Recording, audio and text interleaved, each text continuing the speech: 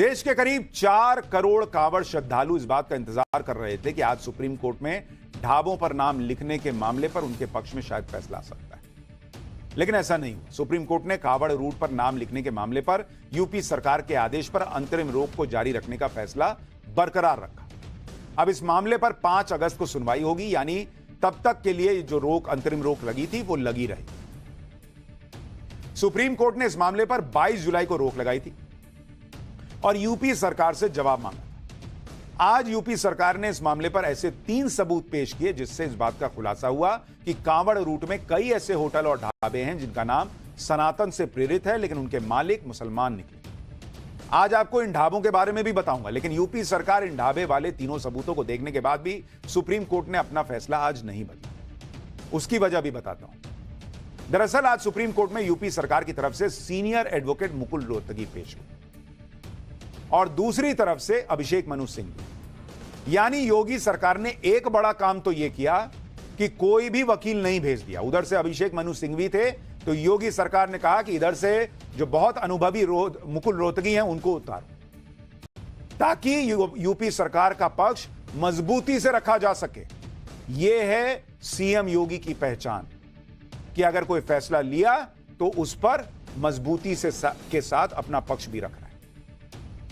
UP सरकार ने अपने जवाब में आज कहा कि होटल ढाबों के नाम से धोखा खाकर कांवड़ यात्रियों की भावनाओं को ठेस पहुंचती है, जिससे सांप्रदायिक तनाव की स्थिति पैदा होती है। कांवड़ यात्रा के दौरान खाने पीने के सामान से भ्रम पैदा होता है, खासकर प्याज लहसुन के इस्तेमाल को लेकर झगड़ा हो जाता था।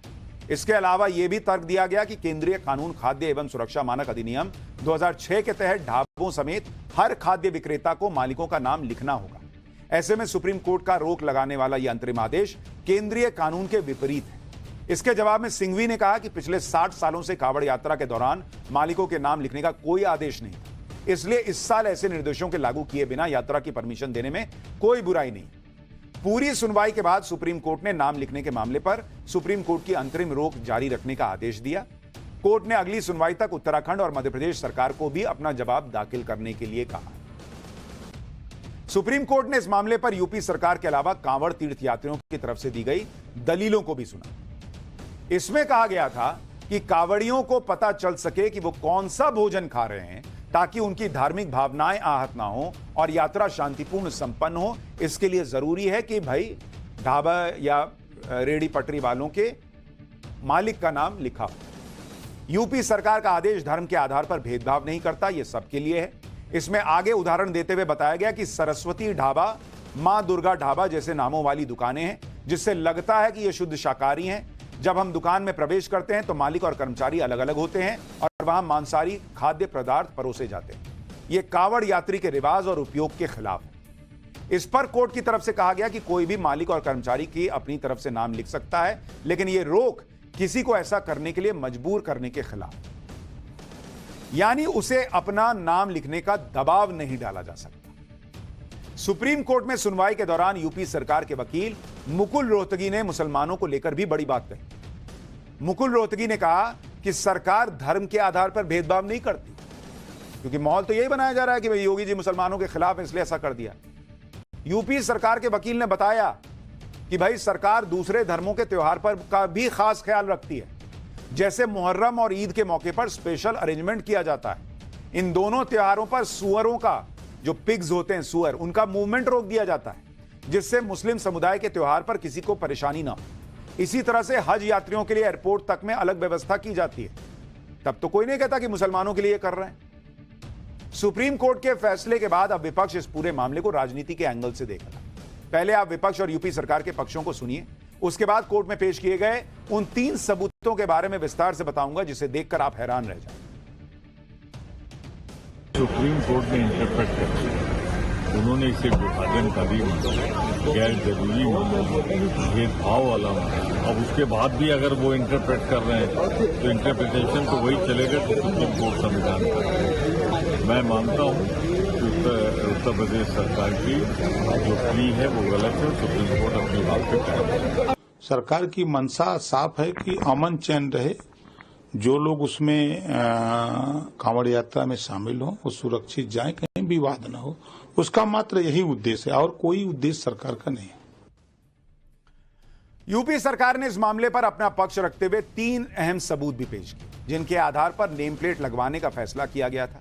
इसमें सुप्रीम कोर्ट के सामने मुजफ्फरनगर के उन 3 ढाबों के नाम का खुलासा किया गया जिनका नाम सनातन से प्रेरित है, लेकिन इन्हें चलाने वाले इनके मालिक मुसलमान हैं। दरअसल इस मामले में असली विवाद यह है कि कांवड़ यात्रा के दौरान यात्री शुद्ध शाकाहारी बिना प्याज लहसुन वाला खाना खाते हैं, लेकिन बहुत से ढाबों में इस बात का ध्यान नहीं रखा जाता। वो नाम देखकर ऐसे ढाबों में चले जाते हैं और बाद में विवाद खड़ा हो जाता है। आपको एक एक करके इन 3 ढाबों के बारे में बताता हूं जिसका जिक्र आज कोर्ट में हुआ।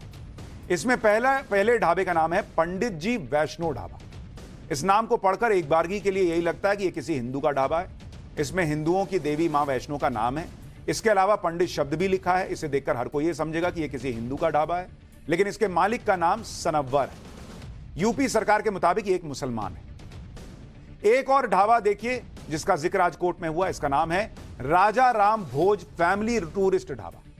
अब इस ढाबे के नाम को देखकर आपके मन में भी यही विचार आएगा कि यह किसी हिंदू धर्म के व्यक्ति का ढाबा है, लेकिन ऐसा नहीं है। इस ढाबे को चलाने वाले मालिक का नाम है वसीम, यानी नाम हिंदू जैसा है, लेकिन इसका मालिक भी मुसलमान व्यक्ति। एक और ढाबा देखिए जिसका कोर्ट में जिक्र हुआ। इसका नाम है राजस्थानी खालसा ढाबा। जो भी इस नाम को देखेगा वो यही सोचेगा कि यह किसी हिंदू या सिख का ढाबा है, लेकिन इसके मालिक का नाम है फुरकान। हैरानी की बात यह है कि इस ढाबे पर कहीं भी इसके मालिक का नाम नहीं लिखा गया है। यह सब इसलिए हो रहा है क्या? क्योंकि सावन के दौरान ढाबों और होटल्स का बिजनेस बहुत बढ़ जाता है, क्योंकि इस पूरे इलाके में लाखों कांवड़ यात्री खाना खाते हैं। आज हमारे रिपोर्टर प्रेरित इस ढाबे पर गए ताकि यह समझा जा सके कि फुरकान भाई ने इस होटल का नाम राजस्थानी खालसा ढाबा रखा क्यों। इस रिपोर्ट को आप भी देखिए। इसके बाद आपको सुप्रीम कोर्ट में योगी सरकार की वो दलीलें भी बताऊंगा जिन्हें सुनकर आपको हैरानी हो। कि जब उत्तर प्रदेश सरकार ने अपना हलफनामा सुप्रीम कोर्ट में दायर किया तो उसमें 3 रेस्टोरेंट के यानी कि 3 ढाबों का जिक्र है। और उनमें से एक ढाबा आप मेरे पीछे देख सकते हैं। मैं उस ढाबे पे मौजूद हूं जिसका नाम राजस्थानी शुद्ध खालसा ढाबा है। एक बात बताइए कि आपका ये जो ढाबा है, आपने जो बोर्ड लगाया हुआ है राजस्थानी शुद्ध खालसा ढाबा, इस पे आपके मालिक का नाम नहीं है और सरकार ने हलफनामे में इसका भी जिक्र किया है कि इससे कहीं ना कहीं जो कांवड़िए हैं वो भ्रमित होते हैं। इसको लेकर क्या कहना चाहेंगे आप? देखो, ये तो जो नाम टिका हुआ है राजस्थानी ढाबा जो टिका हुआ है ये तो पहले से ही टिका हुआ है हमारे मालिक के, उसने ये टिका हुआ है, उससे तो कोई दिक्कत नहीं है। और कांवड़िया भी खूब आते जाते रहते हैं, कोई ऐसी बात नहीं है यहाँ पे होटल पे। तो कांवड़िए आते हैं यहाँ पे? जी यहाँ आते हैं। तो श्रावण के महीने में जिस तरीके की शुद्धता को लेकर के चीजें बरती जाती है, प्याज लहसुन का इस्तेमाल नहीं किया जाता है, तो क्या उन चीजों का ख्याल रखते हैं आप? बिल्कुल ख्याल रखते हैं, बिल्कुल। ये लहसुन प्याज जो भी है ये सब चीज बंद कर देते हैं हम। ढाबों और होटल्स के नाम में इस तरह घालमेल को देखते हुए ही यूपी सरकार ने आज कोर्ट में यह भी कहा कि सावन में करोड़ों लोग पवित्र जल लेकर नंगे पैर चलते हैं। ऐसे में खाने की वजह से उनकी धार्मिक आस्था आहत नहीं होनी चाहिए, लेकिन सुप्रीम कोर्ट ने इसे नहीं माना और यूपी सरकार के फैसले पर रोक लगाए रखी। सुप्रीम कोर्ट के इस आदेश से बहुत से कांवड़ यात्रियों को थोड़ी निराशा आज हो सकती है, लेकिन अभी फाइनल फैसला नहीं आया है। अभी अंतरिम रोक है जिस पर उत्तराखंड का पक्ष आने, मध्य प्रदेश का पक्ष आने के बाद कोर्ट अपना फैसला सुनाएगा।